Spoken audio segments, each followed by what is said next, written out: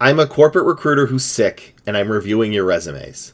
So, the resumes that I'm reviewing are going to have to be extra good to get past me because I feel awful. Is that fair? No, but it can happen in real life. And if your resume is good enough to get past a sick recruiter who's barely able to focus on anything, then congrats, you have a fantastic resume, which I don't think these are going to be. So, the first resume we have is for a software engineer. Can I find what I need for a software engineer in 20 seconds? Because that's all the time we have.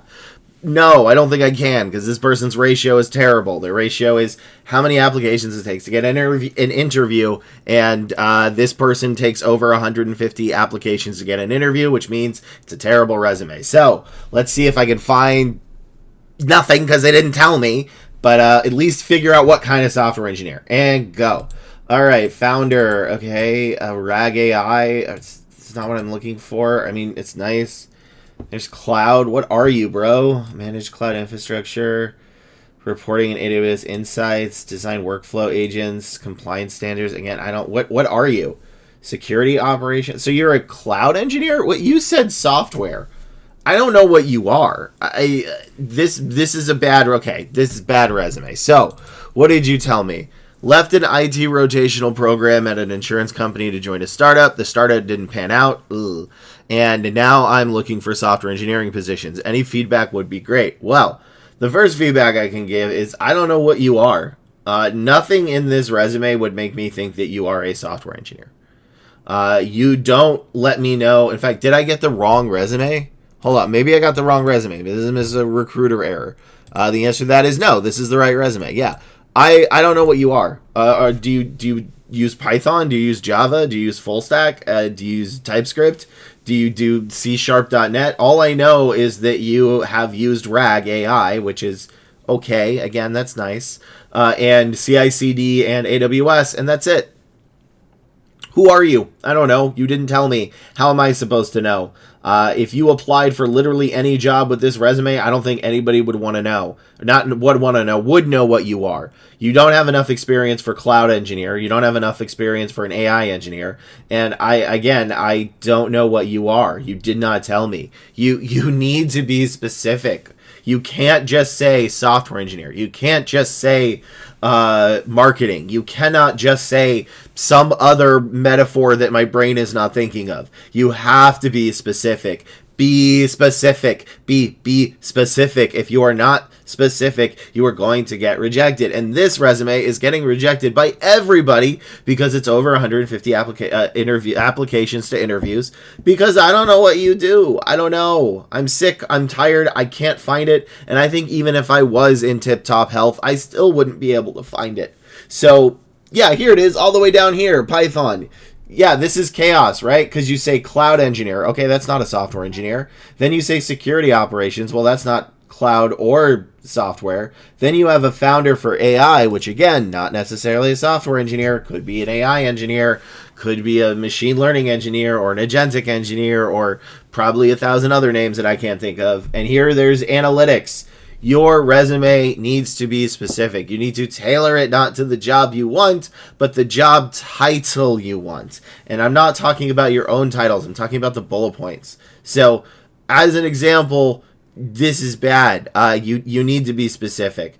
So, this is why you're having problems, and this is what most resumes do, is they do this very broad, almost like whitewashed resume that has absolutely nothing specific in it that I would be looking for the niche that I am recruiting for. And then I look at it and be like, well, I literally cannot find what I need. How am I even supposed to know you're a software engineer besides the fact that you have your graduate thing here? But look, you put data analysis before software engineering. So this resume is bad.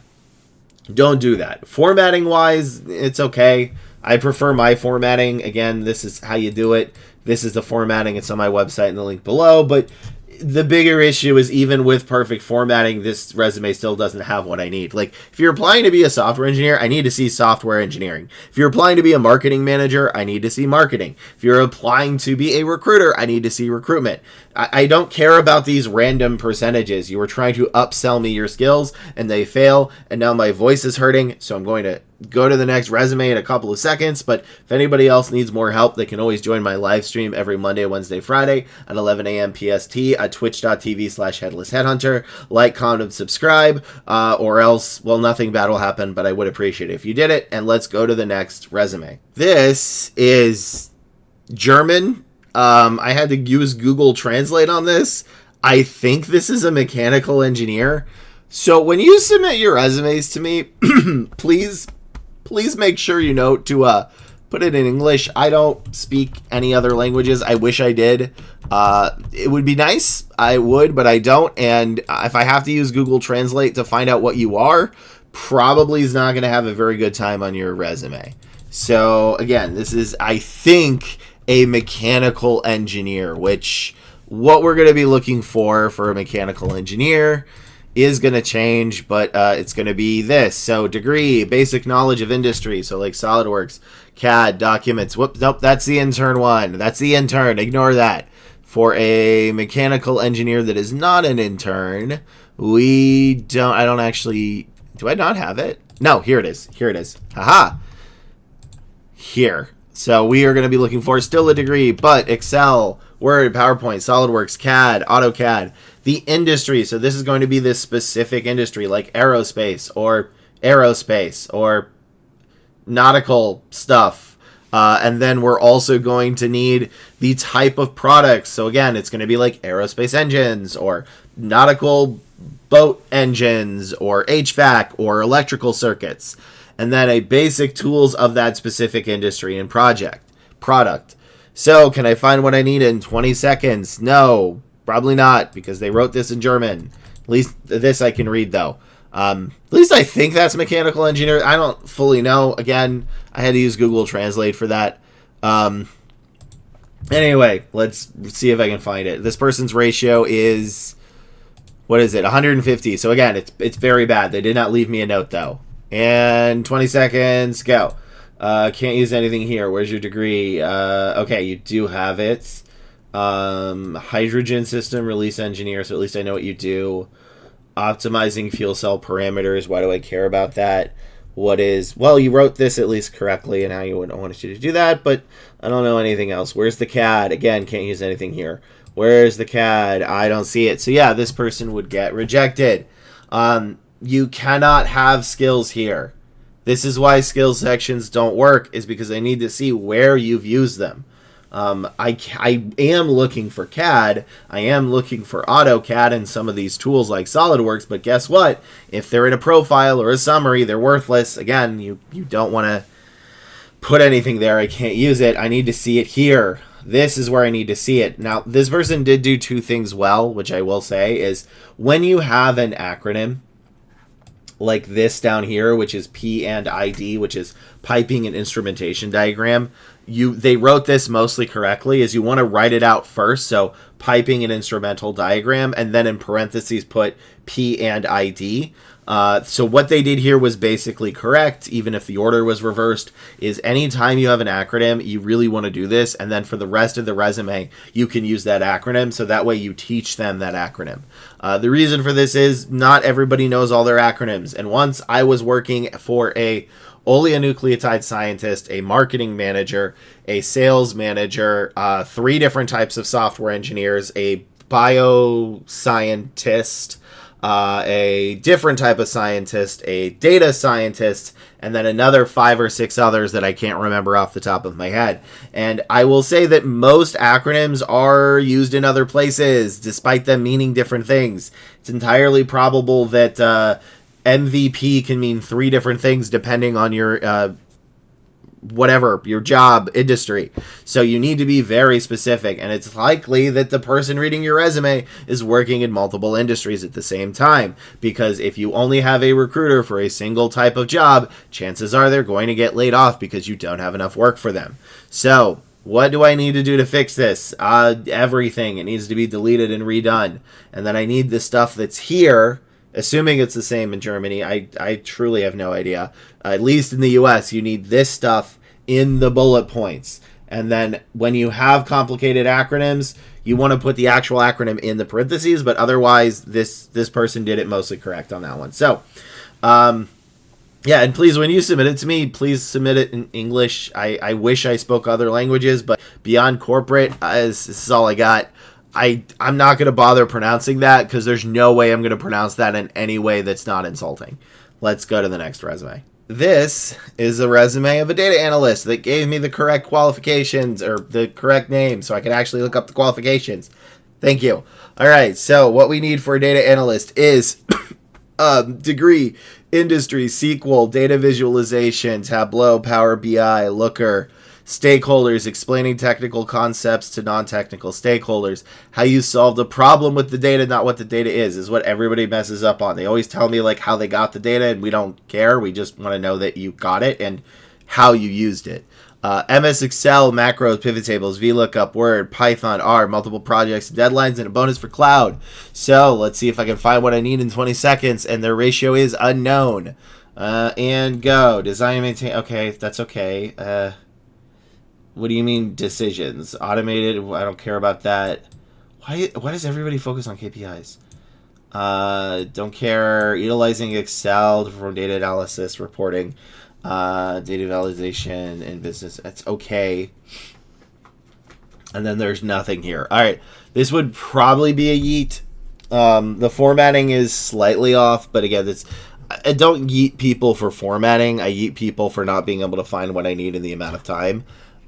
So let me read what they wrote. I'm a data analyst with hands-on experience in SQL, Power BI, and business intelligence. Currently working in the agricultural industry. I have an unconventional background. I've only attended some college, but got my first role as a data analyst opportunity in order to perform my current role. So my issue here is these are bad bullet points. So the problem is this is where we get into like what is a qualification versus a keyword, and this resume has most of the keywords, but again, we're not looking for keywords, we're looking for qualifications. So when a recruiter is getting requisitions, they look for these skills. Okay, obviously the individual one is going to be a little bit different, but for a data analyst, these are going to be the most common skills we're going to look for. And what a qualification is a keyword plus how you used it, plus the reason or result of you using it, plus where you used it. So those four things together make a qualification. The exception to that rule is like education and years of experience, but for this we can just ignore them. So this resume has the keywords, but they don't really tell me the reason and result or how they're using them. So like design, developed, and maintain Power BI dashboards. Okay, that's okay. I don't know if I really need to see developed and maintained. I just need to see created or designed or developed. Any of those singular words. I don't need the rest of this. Leveraging. Okay, stop using leveraging. It's a corporate buzzword that needs to go away in resumes. DAX. Why do I need DAX? I don't know. And by that means, I don't think I do. Power Query, probably don't need as well. SQL do need. Okay, so we only have two things I need here. Enabling data-driven decision across 5 commercial and supply teams. So, like, what decisions?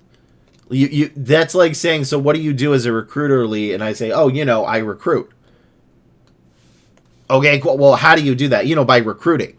And you need to tell me more specifically. So what I did like is you told me how many teams, and it was cross-functional, which was fine. You didn't even need to say the word. You just implied it, or not implied it. You showed that you were using it, so that's good. But again, I need to know, what do you mean data-driven decision-making? Who was making those decisions?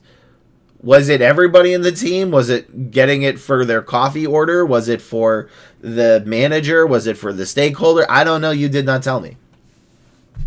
Again, what does a recruiter do? Well, they recruit. Okay, cool. Well, how do you recruit? By recruiting. Well, what do you do to get somebody hired? I recruit. That's what you told me. But what a recruiter actually does is we find flaws in the hiring process and fix them so that candidates can get hired. That at least gives you a better idea. And that's what I need from your first sentence. You don't show it. Then here, automated recurring data reporting process. Why do I care that you automated a random process? Efficiency about what? Like, I don't know if this was AI or not, but this is kind of how AI reads, right? Is that it's so broad to the point about what you did that I can't really use it. So you started off okay, and then you just floundered with this. Partner with cross-functional teams. You already told me here that you partner with cross-functional teams. Why do I care that you define gathering requirements and analytical solutions? What was the point of that? I don't know. Automated recurring reporting processes. Why? Why do I care? I don't. Utilized advanced Excel. Good. To perform data analysis. Okay. Reporting and data validation. Good. Transforming raw data set. But like, again, what did you do with this? You can't just say into actionable and blah blah blah. You have to tell me how it was actionable. Like if you said use Excel, pivot tables, formulas, and functions to perform data analysis, and let's say submitted those analysis through PDF to our stakeholders, letting them determine prices of product and making data-driven decisions. Like that at least tells me what you did. This does not. So this is not like the worst resume ever, but it is a bad resume that almost feels like AI, specifically because there's no context. Like remember, I don't just need the keyword. If I just needed a keyword, I could use a skill section and my job would be easier, but I can't. I have to see how you did it, the reason results you did it, and what you did. And the context matters. If a manager is looking at this and they see something this broad, they may not take the chance on wasting their time meeting you unless they have absolutely no other candidates. So make it more specific. The bones are not there, but like the idea of a skill is there. I need you to make it fully formed. Let's go to the next resume. We have a IT support specialist or help desk.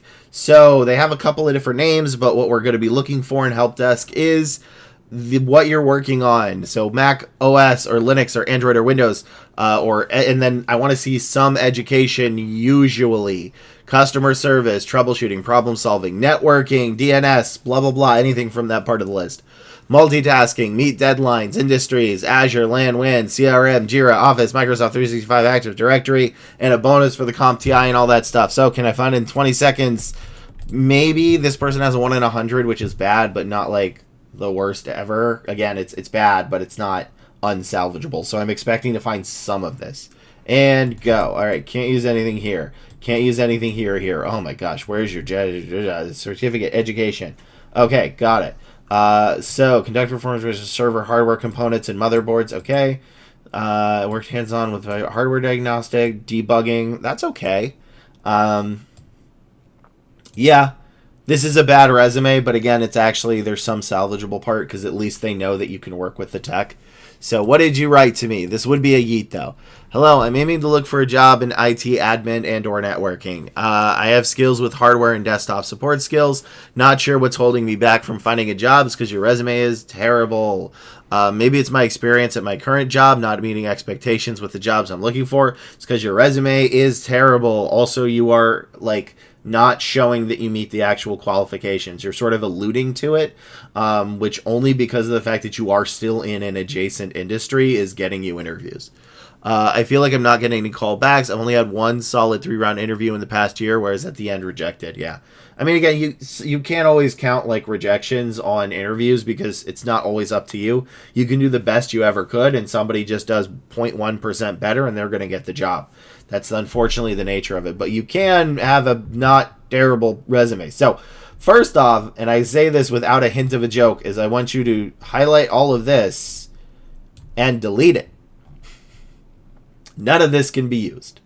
Then I need you to put your education up at the top, because this is the stuff they would actually want, especially the Azure fundamentals probably, and the Bachelor of Science they would like, so this should be up at the top.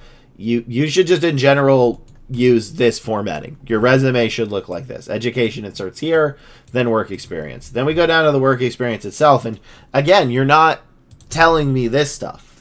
Like, is it okay that you've done BIOS and RAID setups, and Power BI and SQL?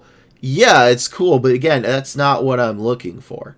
That sort of alludes to the fact that you have the experience. Your resume is like the LaCroix of resumes, is that it feels like the experience was in the room with you, adjacent to you while you wrote it, but not quite you. Which, again, I actually like LaCroix, so sponsor me, but they have like the hint of a flavor. So, and this is the problem with this is I have to go all the way down here to see Windows, Mac, and this is a great sentence, right? Resolve IT, well, it should be past tense. Resolved IT service requests and provide technical support for end users across Windows, Mac OS, and mobile platforms. Fantastic. That's what I'm looking for. You know what I'm not looking for? Work hands-on with BIOS setting, RAID setup, and hardware diagnostic to evaluate board-level issues. Because, again, that implies and alludes to the experience, while this directly states it. I need you to write the rest of them like this, and I need you to have them to be this stuff, because it seems like you have adjacent of enough experience, but you're not actually showing you meet it. Because remember, if it's not here, it doesn't matter. And also, never have a technical or core skills or summary section like this. These are completely unneeded, and they're holding you back. Like, if they actually get down to the second half of the second page, I start seeing requirements. So, yeah, you need to really change this. Also, you've only been there for like 2 years and you've got over a page. Like, it's unnecessary. So, make it look like this, bro, and just put what you did in relation to this, and you'll get a job, because it seems like you actually have the experience, but no one has the time to find that. Next resume. This is a software engineer 2. Now, you were going to ask me, Lee, what is the difference between a software engineer 1 and a software engineer 2? And the answer to that, as a recruiter, is nothing. The title of that is meaningless. It doesn't matter if you're a 1, 2, 3, or 4. In fact, somebody in my chat right now said that there was a title that was like a level 4 junior 3. Titles don't largely matter. At least the like senior, junior, associate side. It's really more of a pay scale thing. So if you're like, what is the difference between a junior and a senior and a pretty much nothing except years of experience. So this is just a software engineer. And the next question is, what kind of software engineer? Well, I don't know. You didn't tell me. You got to tell me. Every software engineer makes these mistakes. It's like so critical that you tell me what you are. This person, all they gave me was unknown, and they didn't tell me anything about it. So, can I find what I need in 20 seconds? Probably not, but maybe they'll first thing will say they're like a Python dev or something. And go. Okay, can't use anything here. Or here, where's your education? Okay, you have it all the way at the bottom. Okay, built-in AI contracts. Okay, why do I care about that? You said software engineer, not AI engineer. Nothing here. This is hard to read. Okay, I think I saw TypeScript. Yeah, there's nothing here. This would be absolutely yeeted and deleted. Like, again, you're focusing on stuff I don't care about. So, here it is. Here we go. This is where I'm sick. But you only said TypeScript, Node.js, and React. That's not enough. I'm going to make the assumption that based on that, you are full stack. So, let me give up the actual qualifications for full stack, which will be here. So, what we need for full stack, which I did not find, to be clear, is degree, TypeScript, JavaScript, CSS, HTML, Node.js, Angular, Next.js, GraphQL, SQL, API, RESTful API, Cloud, Agile, CI/CD, cross-functionally, and then .NET or Python or Java, just one of those, and any of those bonus points. And I don't need all of those. People and candidates assume that you need to meet like 120% to move forward, and that's not the case. You don't. You only need about 75%, but I only found about 20. I found AWS, I found TypeScript, Node, and React, and that was it. That was all I found. That was it. So you need more. Like, this sentence achieves sub-MS search latency by designing and implementing the AWS infrastructure for effectively searching for gigabytes of data and provided data. The only thing I actually care about is AWS. Why do I care about sub-MS search latency? I don't. I don't think the manager does either. Mentored an engineer intern. Okay, singular. This is actually a solid one. Improve developer productivity by 40%. How did you measure that? Through proactively refactoring a core domain data model, reducing technical debt, and accelerating feature development? That's a lot of nothing. I don't care about that. Like, this is actually a good sentence. This is garbage. So this at least tells me that you mentored a junior, how you mentored them, and what you did in the result of it. This is nothing I'm looking for and is a bunch of nonsense. This is almost a complete nonsense, except for the fact that you stated AWS. The problem is I need more than that. So you are focusing on the wrong thing. Again, you're trying to prove how good you are. And I have plenty of people, I tell them to my face, I don't care. You could be the best software engineer in the world, which is not a thing, which you will probably say is, but it's absolutely not. And it doesn't matter if you don't have the right stuff. I'm not going to hire Bill Gates to make smoothies at Starbucks. Like, why would I hire a achieve sub 500 latency engineer who went through 200 gigabytes of healthcare data for a financial SaaS that requires TypeScript? I'm not. Those are not related. You need to make sure they're related. So stop with these percentages. This is like the meta of wrong. I hate how everybody has these in it because it makes resumes so awful. You need to tell me the context, which is what you did here. This is a good bullet point. This is okay. Again, I don't care about this stuff. All you needed to say was reducing our vendor costs. I don't care that it was 70% of clients and eliminating $300K in annual vendor costs. What if they're hiring you to eliminate $500K? You just proved you're not good enough. But that's why you don't put those numbers unless you have to. You should try and avoid putting numbers in unless you're in sales or managers, unless you are forced to. Otherwise, it's just going to look bad. So that's all I can do for this resume. Please like, comment, and subscribe. Again, I am sick for this video, so will I have missed critical things? Yeah, probably, but if your resume can get past somebody who is sick and half focused and their eyes are glazed over because they're not feeling well, then it's a great resume. And if you ever need more help, you can join my live stream every Monday, Wednesday, Friday at 11 a.m. PST at twitch.tv/headlessheadhunter. And I want to make sure that you all get jobs, so the path to your future employment begins here, and I will see you in the next video.